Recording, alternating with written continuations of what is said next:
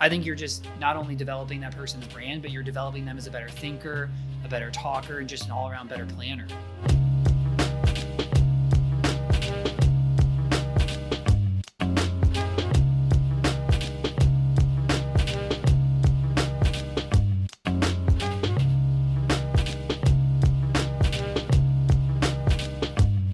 Before we kind of get into like the big story, just real quick, how's everything at AllStreet going? What is it? 2 weeks now? 2 weeks in? How's things going? Been going well. Yeah, I think you see on Twitter, Treyton's kind of been the owner for over a year, but I think you see on Twitter and stuff all the time, people are like, it's a big change going from being an advisor to being a business owner. And I think we not felt it in a bad way, but just like all the small little tasks that you don't really have to worry about as just an advisor is what we had to worry about in the first couple of weeks. But now we're up and running. All the clients are over. All the small little paperwork is done and feels good. We got all of our marketing running, and I'm really happy with how it's turned out. Awesome. Well, let's start at the beginning. So what I kind of want to go through today is just this arc of how we got to AllStreet Wealth and the rebrand of Peertree, and maybe even share a little bit of insight on to kind of how you guys did that.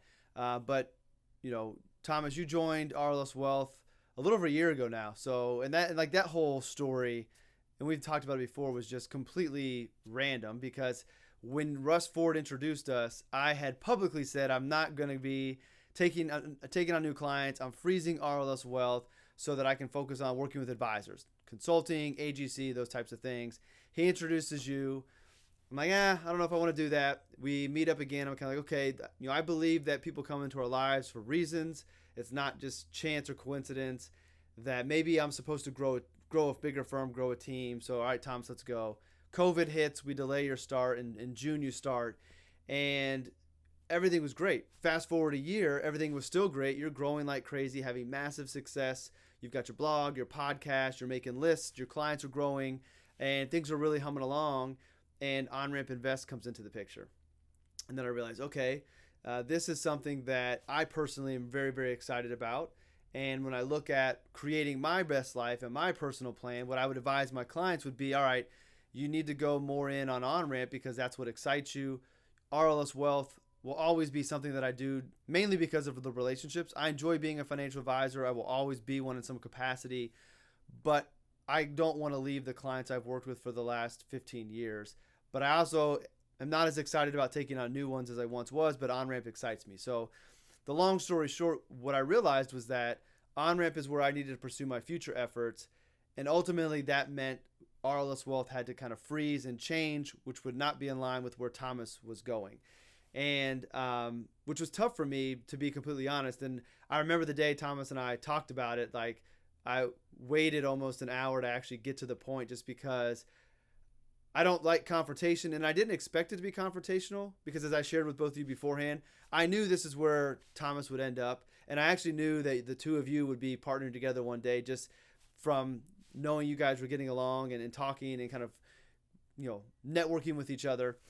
But I've been in the position where a decision has been made for me without my input that could have changed my life in a bad way, changed it in a good way, but I've never really publicly shared this story, which ties into all of this. So the first part of this episode is going to be kind of heavy me, and then I'm going to shut up and Thomas and Treyton are going to take over. But the reason for why I wanted to make sure this transition from RLS Wealth to wherever Thomas was going to end up, ultimately AllStreet, was as much in his favor as possible is because of what happened to me. My last firm, I was there a couple years.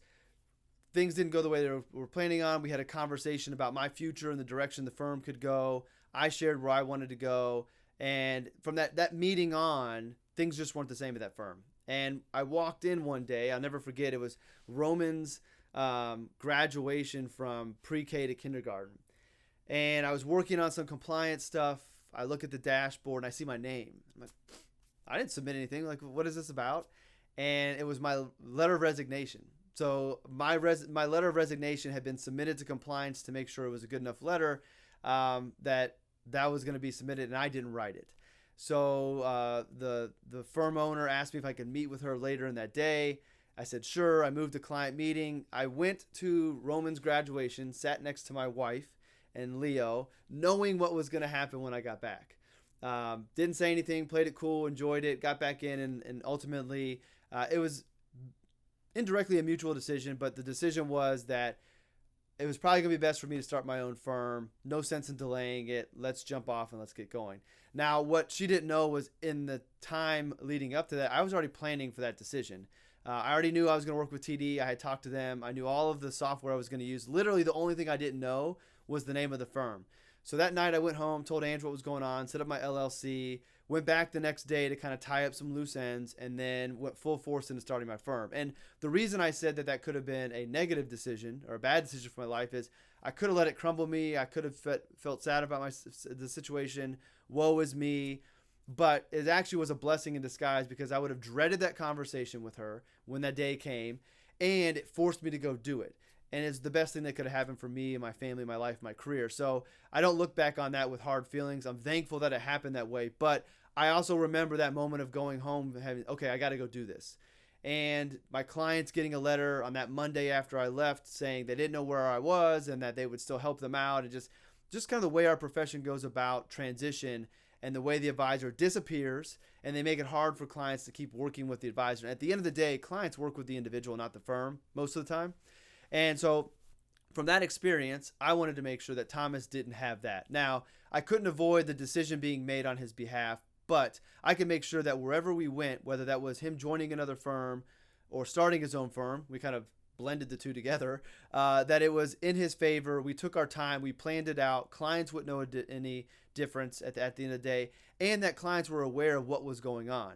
So we talked about it, and we made sure that over the couple months between that conversation and when AllStreet kind of rebranded and relaunched, we were prepping everything that on September 1st, it was a quick transition for clients. It was easy for you guys to get going. Darlene, my director of operations, spent time building our workflows into your business so that those things stayed the same and try to make it a seamless transition as possible for you and for clients. And I'm really, selfishly, I'm really, really proud that we were able to do that. And I see that you guys are already humming along. And I'm glad that we can use this opportunity as the three of us to show our profession that we don't have to go about business the way it does traditionally, that it's not in the best interest of the clients to make it this vanishing act by the advisor, and that abundance mentality will always win out. So RLS is going to be better off because it's where it needs to be for me and for my clients and what I want to do. Thomas is no longer going to have any handcuffs onto what it is that he wants to do in his career. And then I think the two of you together, you would have been great independently. I think you're going to be even better together because you complement each other, you can push each other, and you've got this combined vision of the same business. So why not build it together? So that's the long story of how we got to this point. I want to kind of double back and just talk about and have you guys talk about your experience, what it was like. What will we go back and maybe do different? Because I'm sure there's things that we can fine tune in this process if it ever were to happen again, or we can share with advisors and say, hey, we thought this would be as seamless as possible, but TD Ameritrade didn't make it as easy as possible, or maybe the registration process took a little bit longer than we thought, so we should have started earlier, or just kind of use this as a open discussion about what we learned and what will we do different, so that future people that might do this can learn as well. And also, let's set this as the example of the way that a transition should be going forward. So before we go, I want to end on one thing. I just want to thank Thomas publicly for being okay with the decision being made on his behalf. I wholeheartedly believe it's going to be better for him and his family and your guys' business that this happened. But you didn't have to be okay with it. You could have been mad. You could have stormed off. So I want to thank you for taking this with grace and working with me and Darlene to try to make this as seamless as possible. And also I want to thank Treyton for hopping into this kind of mess at one point and being a part of it and figuring it all out. When I look at what you guys have built already, I know it's 15 days in.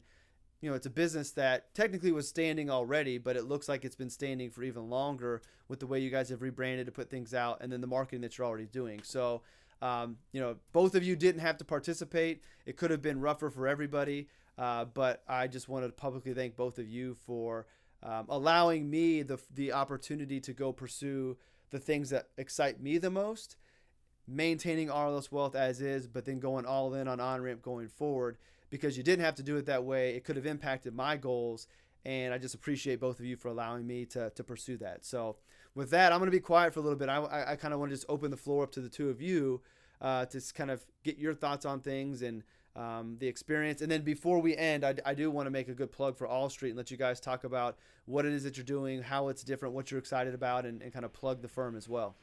Yeah.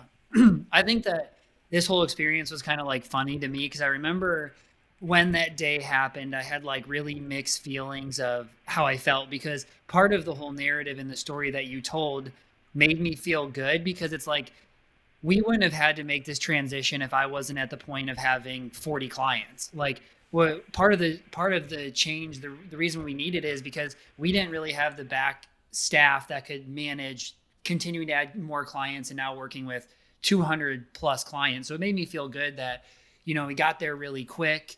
But then also it's like a little bit of bummer because I really enjoyed working with you. And like, I was like, I didn't know if I wanted to be a CEO a year ago or like, not like we'll say Trey and I are co-CEOs, but I didn't know if I really wanted to have to handle all of those type of tasks. But then I think getting to work with you and seeing what it was actually like to do it helped me realize that like this isn't as scary of a thing as I thought. And so I remember calling my parents that day you told me, and it was like, I don't even really think I'm upset. Like I think that like Justin offered to basically mentor me in starting my own business for a couple of years. Like when am I ever going to have a chance to start a business with as low risk of it is now? Like, I move over all my clients. I have a plenty good salary to live off of. And now I have somebody who's one of the best in the business to help mentor me. And I remember like before I came to you, I talked about starting my own firm and my mom was like, I don't know, like that seems risky, like blah, blah, blah. And then this time I called my mom and she's like, start the business. Like you are ready for it. You can do it.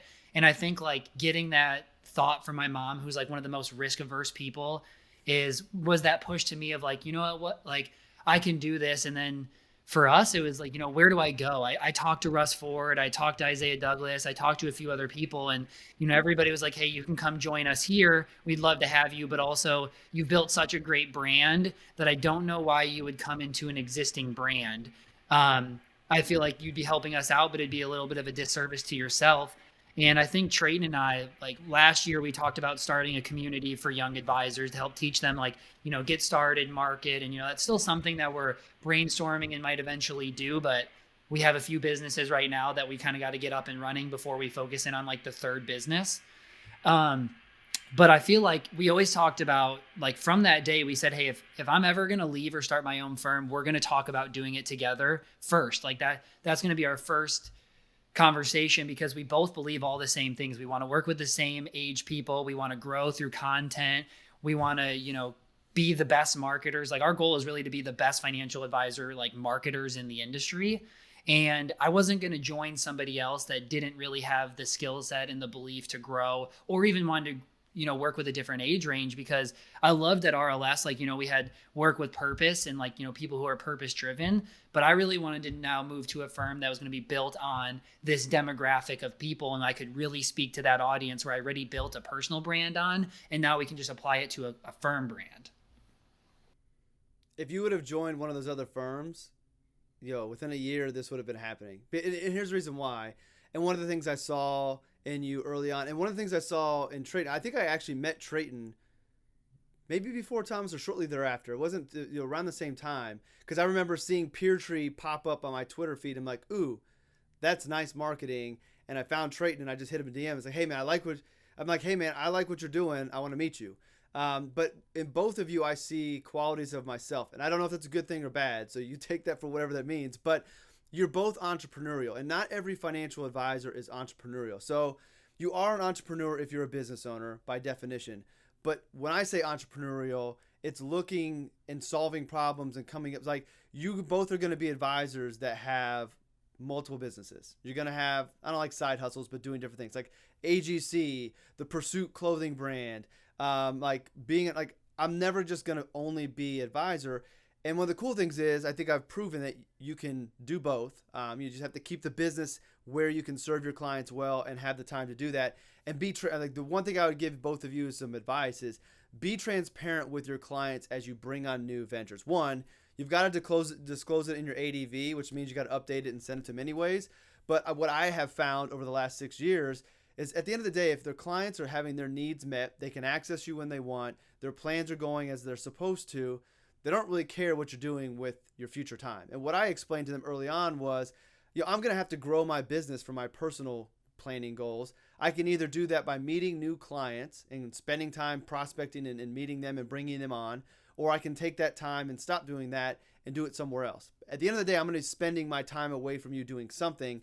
Why do you care what it is if you're being taken care of? So be transparent with the new ventures you bring out, and most clients aren't going to care. And my guess is the clients that you're going to take are actually going to appreciate that their financial advisors are entrepreneurial because they're entrepreneurial.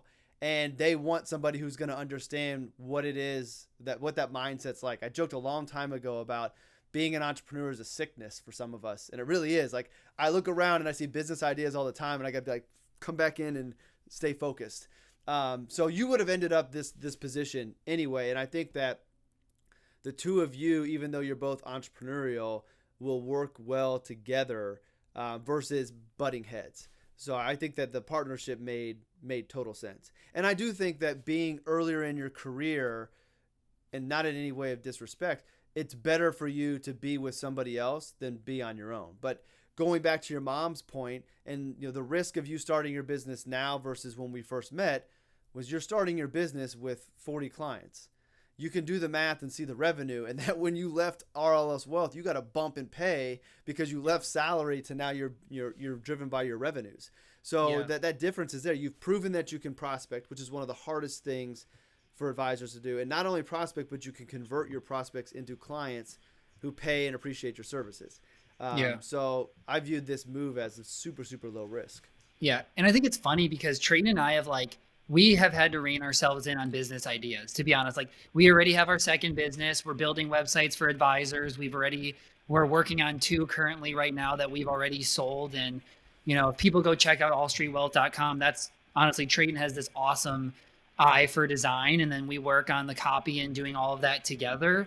And we're going to grow that business. But our goal really isn't to be like, how many website clients can we take on at one time? It's like for us to help people leave, the broker dealer world or where they're at to start their own firm and build their website is like a really cool thing for us to be a part of, tell their story. Like, we help give a little bit of consulting on, starting the firm. And like, that's our business number 2 right now. And it's going pretty well, but we've talked about so many other business ideas. We're like, wait, we can't also then do their marketing. Like, that's going to be too much time. Like, let's just stay here. And then like, we talk about this new idea and they're like, actually, that could be a good idea, but like, our time and money is best spent in the financial planning business. So we're doing the website this is really fun. And can we use that money to hire back inside of our financial planning business? Yeah. And it's funny that, like, the story with your mom, like saying that it was risky and everything. And my dad's kind of the exact same way. Like, I didn't even tell him for like the year leading up that I was planning on starting my own financial planning firm, because I just couldn't have like any negativity. Not that he would like make fun of me for it or anything, but I just couldn't have anyone saying like, oh, that's not the best idea. Like, you should be careful with that. I was like, this is what I'm going to do. I'm going all in on it. And like, the biggest question I asked myself when I started PeerTree last year was just like, what's the worst that could happen? Like, I was 24 working a job that paid all right, like 45, 50,000. And it was allowing me to save money to start the business. And I was like, the worst thing that happens is I either don't like it, it fails, whatever. And I go back and get the same style job. Like, it wasn't anything special. So I was just like, what's the worst that could happen? And nothing too bad's happened yet. And I think, though, this is a good plug for Treyton in the way that he's built it, because so many advisors talk about like, hey, now that I'm 5, 10, 20 years in, like, when I started, I would go back and I wouldn't just take any client.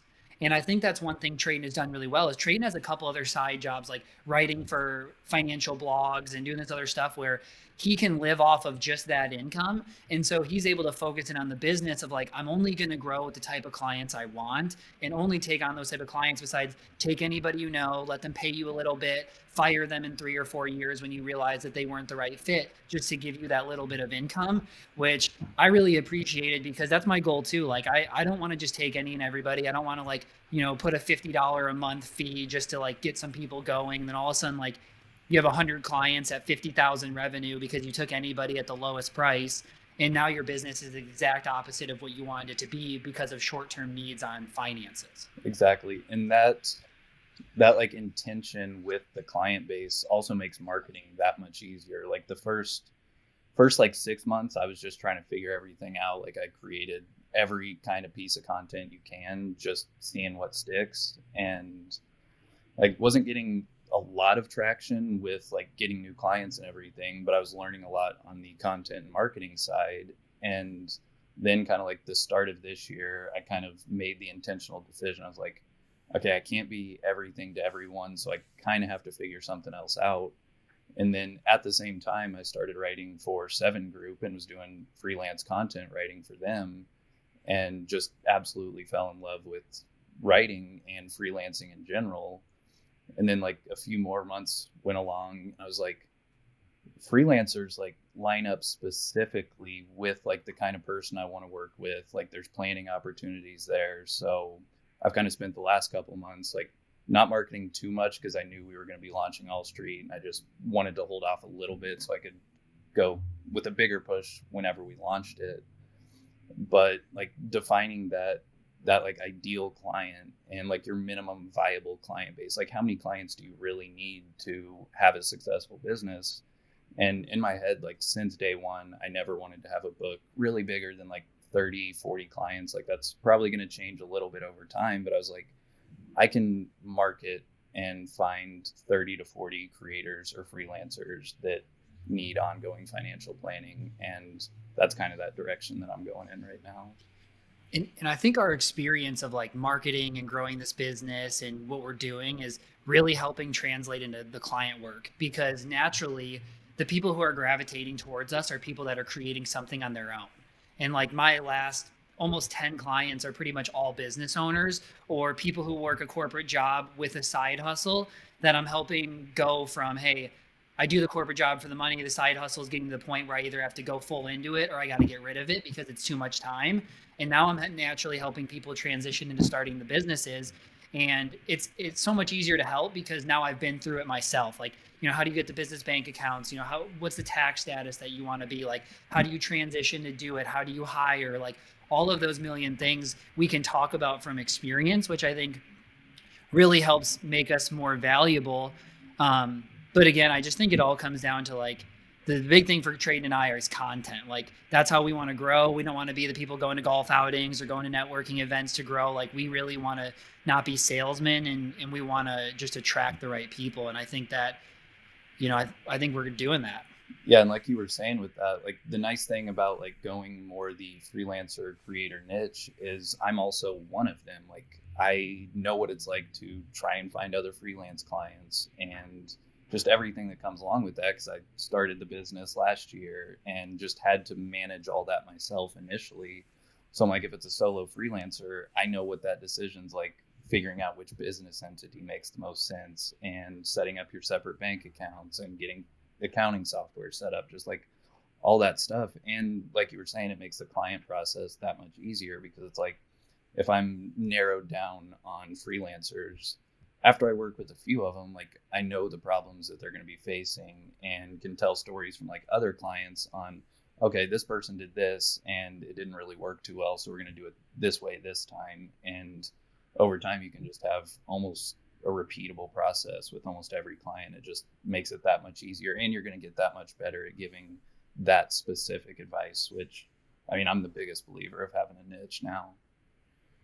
Well, not only that, you get to surround yourself with people who are going to challenge you to get better, feel that creative juice inside of you. Like you're going to be around your people, which is just going to bring more creativity and help you be better at your creative part of your job. And then who knows what opportunities come from that. Like I know that if I go back to taking on clients, like I want to be working with creatives as well. Like to me, Jack Butcher is the ideal client for me. Like I want to work with the Jack Butchers of the world. Go be creative, go do what you do best. Allow me to help with the finances and help you plan, but go do you. And then like you think about the conversations you have in your review meetings. It'll be the normal business stuff, the planning, the projections, all that stuff. But then it's going to be you're talking to one of the best creators in the game. Like what is like how exciting is that? Like And I think there are some advisors that they're very analytical, and they that they enjoy the work they're doing, but they don't have to be excited. Like they can go do it, and they can leave. Myself, speaking for myself, and I think you both are the same way. Like we've got to be excited about the people and the things that we're doing. Otherwise, it just becomes kind of a routine, and routine it doesn't fit well with me. Like I've got to be creative, which is why I think that I see myself every few years reinventing something. It could be who I serve as new clients. Okay, I'm keeping my existing clients because I love them. They are basically family. But new clients going forward, I want to work with this because it excites me, or the AGC excites me, so I launched the community, or I want to have it. Like I'm always going to have something new that I introduce or rebrand or refocus on, because I just need that new exciting opportunity to build something and then move on. So I just think about you guys working with creatives and entrepreneurs makes total sense. Yeah, I think that you rubbed off on me a little bit on that side. I remember you telling me like, man, financial planning just doesn't really excite me anymore. Like just the basic plans of, working with people. And like, I've kind of come to realize that too, of just like, it doesn't really excite me to help somebody just be like, you start your Roth, you do your savings, here's what you do with your company benefits, prepare for a house. Like helping the other people transition to be in that life that they like truly want by starting their business is super cool. And you're right, those conversations are like you're almost a consultant for them too, on like how to grow the business, how to hire, like how to market. Like you can bring in so much more expertise, and there's so much more to talk about than just like here's where you should be putting your money in the financial side of it. And then I also agree, I think Trey and I are both the same way of you, of like, if I don't think either of us could just get 100 clients, stop, just do the financial planning and be done. Like we need to be building towards something at all times. And otherwise you kind of lose that excitement. I think that the trait that really good entrepreneurs have is that not knowing things doesn't stress you out. Like I see this in you, Justin. I feel it in me of like, wow, we're starting this business. I have no idea what's going on. Well, I'm just going to go figure it out. Like it doesn't feel like it's like, oh my gosh, I'm stressed. What do I do? Who do I talk to? What do I do this? It's like, nope. What do I need to go figure out, and how do I go figure it out? And I see that in all of us. Yeah. Well, I want to go back real quick, logistics of how we made this happen. I want to share that with the advisors out there. Then we'll get a little bit more into AllStreet, exactly, kind of what your model's like, how you came up with that. And then we'll end with my favorite question for everybody. But so on the logistics, kind of what we did, what I wanted to try to create was and honestly, I was thinking about the clients first. How do we make this easy for the clients so they understand that this is a good move for everybody? And then secondly, make it easy for Thomas on the transition. So what the goal was to have the software, the technology we're using at RLS lined up with what you guys were doing. So Wealthbox, Altruist, TD, Right Capital, Riskalyze, and just basically we talked to the companies, and some of them we were actually able to just port things over. So like I had 2 seats at Riskalyze, and basically I'm paying for Thomas's Riskalyze till next year when my contract's up, but we just moved it from RLS Wealth to AllStreet. Right Capital, we were able to get permissions to transfer over. So the Right Capital Wealthbox. So the Wealthbox information flows over. Right Capital, you had to redo from scratch. But what we did at RLS was we had every one of Thomas's clients sign a letter of authorization, giving us permission to share with AllStreet the plans we've done in the past, the notes we've done in the past. So everything that they've done moved forward with them, with you all. And then we have them at RLS Wealth as backup as well, because we have to maintain our records also. But I didn't want them to have to go through Right Capital all the way again. They've got to rethink things or relink things, but they don't have to fill everything in again. You don't have to ask them the same questions of what's your salary and all of those. Like you'll do that on your review normally, but in the transition, I didn't want them to have to mess with that. Just wanted to be as seamless as possible. And then if you guys want to make changes going forward, perfectly good. But from the firm they were leaving, I did want to make sure and talk to an attorney to make sure that we were not going to get ourselves in trouble sharing confidential information, and having them sign off a letter saying, yes, you can do it. And then we don't hold RLS Wealth responsible with what AllStreet does with our information once they have it. And I knew there wasn't going to be any issue because your clients want to keep working with you. And it was transparent of what we were trying to do, is just get the okay to share. We didn't send anything over till we had all of the letters back. And then the transition was we had the technology in the background port over, or you redid Right Capital, and then the move from TD to TD was just, it's a one form. It's a new client agreement with you all, an LPOA that takes RLS Wealth off, puts AllStreet on, and then it takes a little time for the transition to go, but that's all it is. So clients literally had 2 DocuSigns to sign, one from our letter of authorization, and one from you all, client agreement, and then the LPOA from TD Ameritrade, and that was the transition. Super, super seamless. In reality, it should have only taken 1 day. Like, it should just be instantaneous, but that's not the way computer systems work. So it takes a little bit of time, but it really was, or clients, it really was very, very simple. This is why I have this idea. I don't know if advisors will ever buy into it because it makes us more disposable, but why doesn't the client's financial plan live on the blockchain?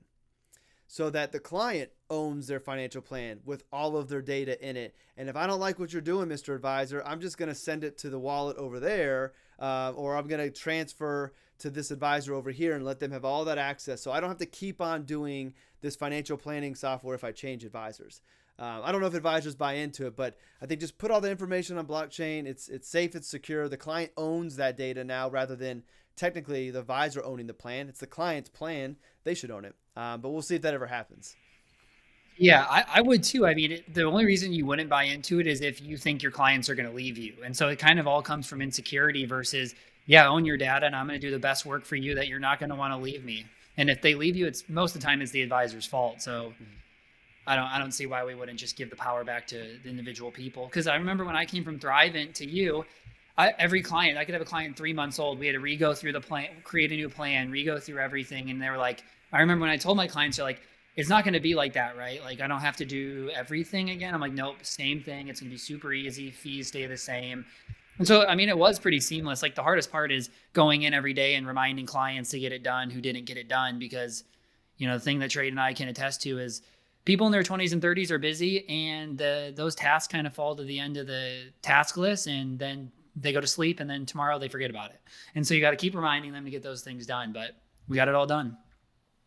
So let's talk about those clients busy in their 20s and 30s in your business and AllStreet. Let's hear more about the business model, because it's different. I would not say unique. Like, it's subscription model, but you've got tiers, but it's different in the sense that it's been extremely intentional with the way that you structure it. So kind of tell us more about the business model, and then also maybe Treyton a little bit about how the mindset of rebranding from Peertree to AllStreet. Was that a tough decision for you? Because let's start there first and then go into the business model, because I know that as somebody who's started a firm, like, there's pride in what you've built. And you started Peertree. It was beautifully done. The marketing, the branding behind it was great. It was in existence. It was something. And then to rechange that, was that a hard process for you? What was the thought process behind Peertree to AllStreet? And then let's dive into the business model. Yeah, it was initially definitely a hard decision, because I don't know if Thomas reached out like on the same day that you told him that he was going to have to like find a new firm or something. But when he reached out, and I had already planned on, like, my next move was going to be bringing on another advisor. Like, I was probably going to go CFP, but I didn't really know.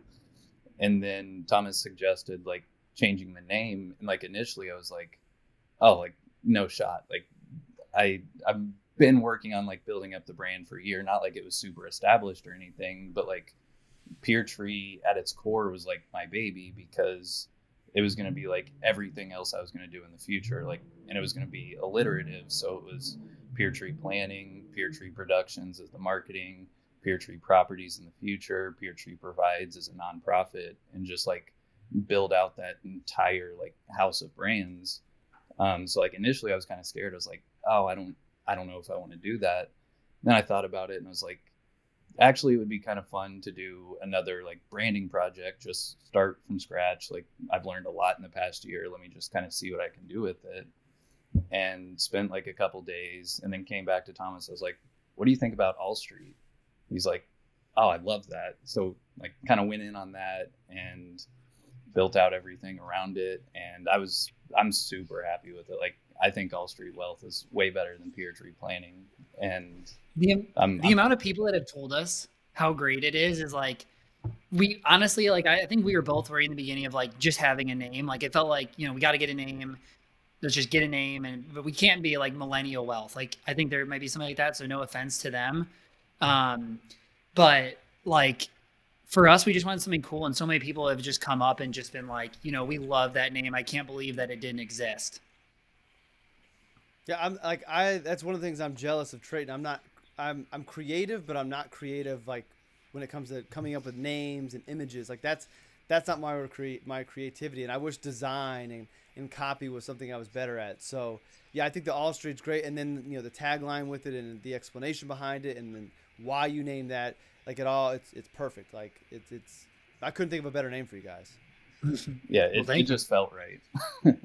Treyton does have a gift for it though, like design and everything. He's just so good at, which I think was part of the advantage of us working together is like we own different things in the business. Like I really owned building out the process and some of the models. And, I feel like I'm really good on the planning side. And Treyton was super good at like helping, get the business set up, the website, the branding. Like he does the video editing and the design. Like, and I help push him to be like, let's just do these videos. Like he's more scripted and I'm like pushing out his comfort zone a little bit to be like, let's do this. But then I'm not that good at the video editing and he kills the video editing. And then like I edit the podcast. And so we're divide and conquering, which was really important to me because a lot of the other people I was going to join that I thought about joining with, it was like we either had a few of the same skill sets, but then there was a few things that neither of us were good at. And then it's like, well, then what are we going to do if nobody wants to own these different roles?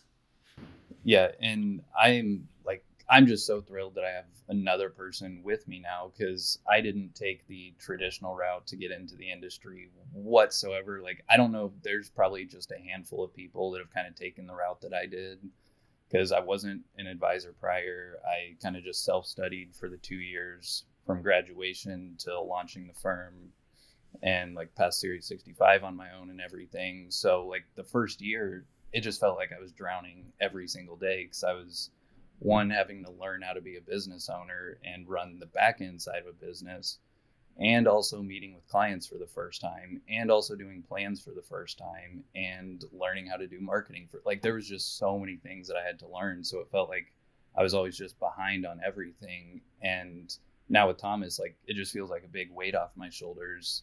Not that it's like necessarily less work, but it's just like having someone to bounce ideas off of and having someone who's been a planner for 3 years and just knows more of that side than I do it's been amazing. Like it's so helpful. Like I think it was huge for us because Justin, I got to learn so much from you on process, and like even you say like, hey, I'm really good, but like I'm all over the place. And so then like for me, it was really reining in process because when I talk to so many other advisors, they don't have a uniform process. Like every client, like, maybe the first and second meeting look different. And what we were able to own is like, okay, RLS has this really great process. I added one extra meeting for my young clients because I saw accountability mattered way more for this age demographic than more so who you were working with. And then it was like, okay, now we have, Darlene and you helped us figure out like, how do we create the automation?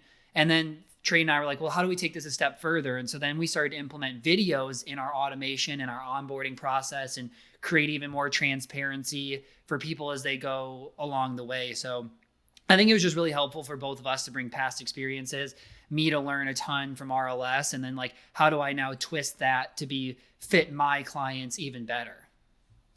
So real quick, kind of a little bit more about the business model, working with millennials or young professionals in their 20s and 30s. Tell me a little bit more about how you came up with the relationship models, kind of what that looks like. Yeah, so the goal is that most of 95% of our clients are going to be everybody comes through, starts with a plan, and then has an ongoing relationship. We do have a model for some people who just want a one-time consultation, but it isn't where we're trying to market and grow the firm. So who we're working with really is our ideal client is late 20s all the way up to early 40s. People that are just most of the time it's people that are making pretty good money. They're running a business, they're busy with family or whatever. And their goal is we could probably spend, 50, 60, 100 hours a year on our finances to try to learn what to do. But we know our time is best spent somewhere else, that we'd rather offload the financial planning to you. And so we have technically 4 models. So we have $150 a month. Typically the people in there are young singles. We have a $225 a month. Typically that's young couples. And then we have a $300 a month, which is typically families and business owners. And sometimes people can shift. If it's somebody that's coming in that's makes pretty good money. They're young and single, but they need a lot more work. Well, then we push them up to like more of that 225 role because they're going to need more meetings. And then once clients get to above 350,000 in AUM, they move to 1% AUM, and then it goes down to like 0.8 and all of those things. So the goal actually, the reason why I really like our model is that we never have to go back and raise fees because people are always graduating. So you're single, now you got married, you moved to 225. Now you have a family, you move to 300. Now you're AUM, so now you move to 1% AUM. And then in all the AUM, we kind of do the same as RLS, where it isn't like blended. It's just you go to 1% then to 0.8.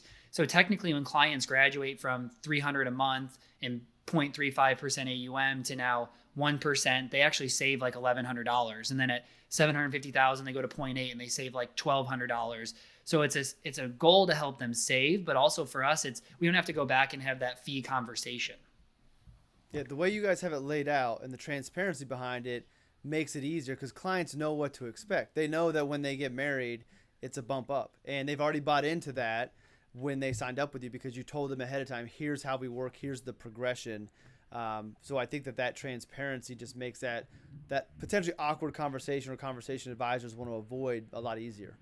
Yeah, and I think just to kind of touch on like a marketing aspect of that, like even the overall niche of like people in their late 20s to mid lower 40s, like that's still pretty broad. But the fact that we both have personal brands, we can like sub-market underneath the firm to those people that we truly want to work with. Like I've seen Thomas put out content on LinkedIn around like Eli Lilly employees because they have equity comp and sales professionals and things like that, because that fits into the overall demographic. But if you have advisors at a firm, like let them build out their personal brands so they can work with the people that they truly want to work with. And it's not taking away from the overall brand. Like if I'm marketing towards freelancers and creators, that can still come into the business. That doesn't affect anything that Thomas is doing. It doesn't affect the firm's overall marketing, but they still fit into the demographic of mid 20s to mid 40s. And having a personal brand just lets you do that so much more effectively. I'm glad you brought up the personal brand because that was one of the things I forgot to mention on the logistics. When Thomas joined RLS, blog launched right away, podcast launched right away, and those were his. So, the podcast transferred out. We got to get the blog moved over to your domain hosting, but those are his. I didn't want to like hold those hostage and say, no, I own them. I wanted to use that as an investment in him that would be beneficial for RLS Wealth as he grew, but I wanted it to be something that was his so he could walk away with that. And I think that a lot of advisors that are in leadership, there's an ego problem here that they don't want their younger advisor, their junior advisor, which I never called Thomas that and never viewed him that way, but that's the way our profession views the hierarchy. They don't want them to shine more than them. So they either don't allow them to create content, they don't let them to develop a brand. And I just think that's foolish. And I think that older advisors or advisors in a position of leadership, younger advisors want to be able to speak their voice. And you've got to support that or they're going to go somewhere that will. And like I look at Plan Corp and what they're doing, like they support Odaro and other advisors, Peter, to have their own personal brands. And they get it because if it's good for Odaro and he's there, it's good for Plan Corp. When it was good for Thomas, it was good for RLS Wealth. And if I wanted to try to grow RLS Wealth bigger, that would like Thomas rising is only good for the firm and it's good for him. And it's something that he wanted to do. So he's happy. He may not leave if he gets to do all those things and not have to worry about the headache and there wasn't any reason to. So that was one thing I think advisors should consider is it's an investment in your team and let them have their personal brand and let them own that. And if there comes a time that they decide to leave, let them have it and take it with them. It doesn't do you any good. Okay, you might lose some SEO maybe, but big deal. But why do you want the work of somebody else on your website that's not there anymore? I think that we should also support that. It also enabled me to be 10 times better advisor than I was because I never realized how much more I would learn by creating content. Mm-hmm. And like as an advisor, I feel like you're always kind of drowning in learning new things because as soon as you figure that thing out, law changes. And then as soon as you figure that out, now you get a new client that has a different type of equity compensation or whatever. And for me to be able to just like that pops up. All right, well, that's my next topic on the blog. Now I learned it in an extremely just in a good way where I can now write it and explain it to somebody else. I think you're just not only developing that person's brand, but you're developing them as a better thinker, a better talker, and just an all around better planner. Creating content is way better continuing education than doing exams on whatever CE website you want to use or taking the test in the magazine. I mean, unless you don't care. But if you're putting content out there, I know you want to make sure that the content is accurate. So you're going to do your research. There's nothing worse than you losing credibility because you put out misinformation. And believe me, that the advisor community, if they sniff out you putting in the wrong information, they're going to hop all over it and they're going to let people know. And that's not a good look. So yeah, it's great. That's one of the great things about content is the personal development and the professional development as well that you have to do going forward. All right, we're bumping up. So let's start to wrap things up. Before we get to the final question, which we talked about, but I'll let you think about, if you were, conferences coming back, eventually you guys will be keynote speakers. What is the song that you're coming out to? What's your walkout song? So, and while you think about that, I do want to tease something that I will do in the future. And I talked about it last year on a podcast with Ryan Shanks. I talked to a bunch of mentors about it, but I had this concept of, I was calling it an incubator, but somebody turned me on to Venture Studio, and it's exactly what it is. And this, Thomas is the proof of concept, and it was not intentional, of this advisor studio idea that I have, and I will do one day when the time is right. And I don't know when that'll be. But the concept of it is it's, I wouldn't say it is a career path because our profession doesn't really have a good one, but it is a path to ownership for advisors. And what my view on it was, and the blueprint I laid out was, have an advisor that's been in the business a little while, has some experience that I don't have to train, but wants to own their own business one day. Bring them in, give them the blueprint to running the business, the infrastructure, the technology, the workflows, how to grow, help them with marketing, help them with branding, help them grow their business. And then when they get to a certain level that would be predetermined, spin them off. And then that is when the studio recoups their investment in that advisor, take a small equity stake in that spin-off firm, and then go do it again. And then eventually have this network of advisors that have come through this studio. Those advisors come back and they're mentors for advisors in the studio. At that time, they kind of build out this community of entrepreneurial advisors that share like mind about how they want to do things, help them get started, help them get to ownership, and then keep on giving back. And then now we're breeding good advisors, doing good work. So basically that's what happened. Thomas came in, the RLS Wealth Blueprint was there. I kind of said, hey, here's how I think you should market and brand yourself. He did all of the work. I take no credit for him getting to a point of where he was in just a year's time. And I think when you look back and you talk to other advisors as you guys go on, Thomas, I think you're going to be blown away at where you got in 1 year because of your work ethic, that you're putting in the reps. And on top of that, that's important. Putting in the reps and the work ethic and the creativity is important, but you're a great advisor. And if those two things don't go together, you don't have that success in such a short amount of time. You take a great advisor who's client focused, who can tell his story and is willing to do the work. That's where the success comes. So the only difference in this situation is I didn't take an equity stake in AllStreet. But it was good. It was a learning experience, and I didn't come into it with that being the end goal. But as I look back, I'm like, this is the advisor studio in real life. I have a case study on it now. So now I can go back and reflect, document things, look at data. And then the day it comes forward in 5, 6, 7, 8 years, I can say, hey, 2020, I talked about it. 2021, we had the beta case. Now the studio's open. Let's roll and let's go do this. So I just want to put that out there in the universe so it can manifest itself. So Treyton, let's come to you. Coming out to keynote speak at Wealth Stack 2022 or 2023, whatever it is when it comes out. What's the song that you're coming out to? This is probably one of the toughest questions I've ever been asked because I just absolutely love music and I'm the biggest Lil Wayne fan, as you can see several things behind me. So I would probably go, probably Banned from TV off No Ceilings. Like that song just hits different. It's awesome. That's one of the best mixtapes that's ever been put out. I agree.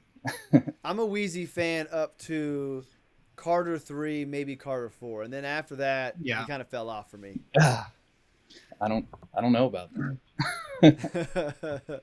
Carter 2, I love, that, and Carter 3. That one's Carter 2 is probably my favorite one. Mm-hmm. Oh no, actually no. It's Carter 1, Carter 2 are my two favorite. Carter 3's still good. Carter 4 is when it starts to drop off for me. Now I him think as a guest, Carter I still 5. love. Carter 5's still good. I love that one. We'll debate that another day. We Thomas, what are you coming out to? All right, so we talked about whether this is for the song for you or for the crowd, and I'm like a naturally high energy person, so I think I'm going crowd wise. And so I got it down to either Forever by Drake or Fireman by Lil Wayne, I think would also be kind of cool. Nice.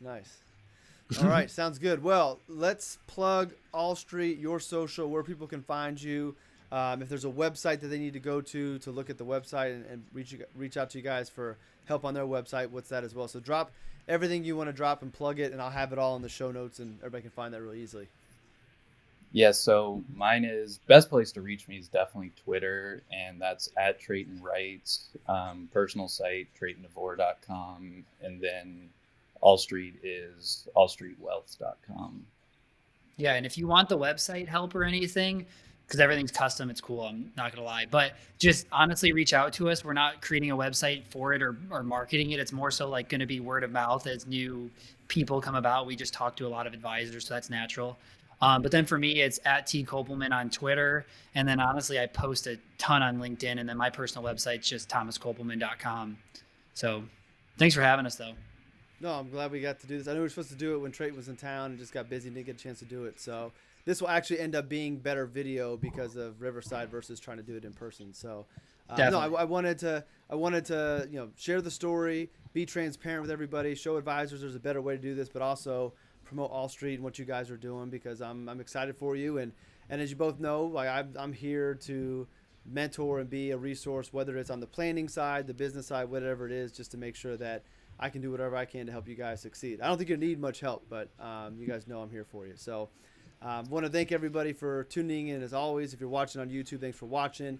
If you're listening on the podcast, thanks for listening. Watch it on YouTube as well so you can see all of Treyton's wheezy stuff in the background. And we got to work on Thomas getting a better background because the fan's not cutting it. So thanks for tuning in. And thanks as always to the OnRamp family for supporting and promoting this podcast. Go check onrampinvest.com. That's my one little plug. And we'll see you all in the next episode.